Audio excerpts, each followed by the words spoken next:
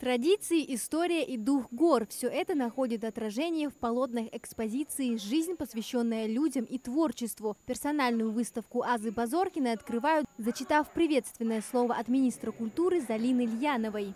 Желаю выставке большого успеха, множества посетителей и новых творческих свершений.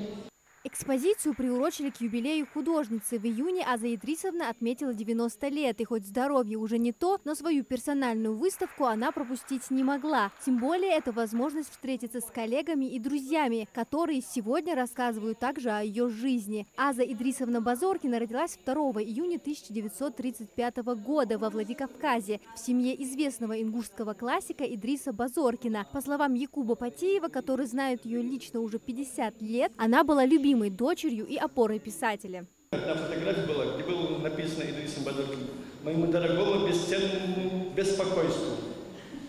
Это было в стиле Идриса. Он так подписал фотографию Азии, потому что она действительно всегда беспокоила его, в окружающих всех.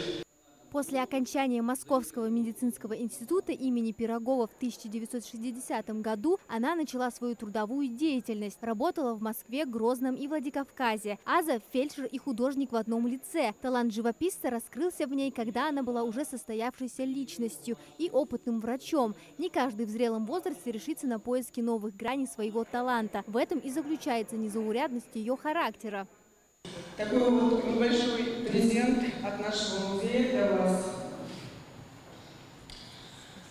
И диплом за проведение вот этой замечательной выставки «Жизнь, посвященная людям и творчеству» в Государственном музее изобразительных искусств Республики Ингушетия. Аза Идрисовна работает в различных тематических направлениях. В ее творческом потенциале целый ряд картин, созданных в таких жанрах, как пейзаж, натюрморт, сюжетные картины. В экспозиции представлено более 50 работ художницы, включая созданные в разные периоды ее творческой деятельности. Искусствовед музея Хава Акиева сделала акцент на картине «Семья». Она живет, и в ней ветви, которые говорят, как бы тяжело не было в этой природной среде, я выживу, и все мои дети будут со мной. Аза Идрисовна признана, понимаете, как художник. Я знаю, что к юбилейному вечеру, к вечеру памяти ее отца, у нее проходила выставка в Кремлевском дворце.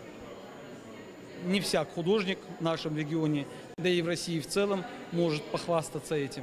Поэтому позитивное творчество заставляет возвращаться в залы, заставляет думать своего зрителя, а это, я считаю, что основная цель художника, с которой она справилась. Она творит, чтобы выразить свои душевные переживания, выплеснуть на холст переполняющие ее эмоции. И все это, не имея профессионального художественного образования. Государственный музей изобразительных искусств. Можно сказать, что именно здесь впервые творческий путь Азы Базоркиной получил признание публики. Каждая из этих картин имеет свою историю. Это свое настроение, характер, который она переносила на этот холст. Это ее третья персональная выставка, которая проходит у нас в музее. Персональная выставка к 90-летию Азы Идрисовны Базоркиной «Жизнь, посвященная людям и творчеству» в Карабулакском музее продлится до 15 сентября. Амина Зязикова, Магомед Яндиев, Магаз, 24.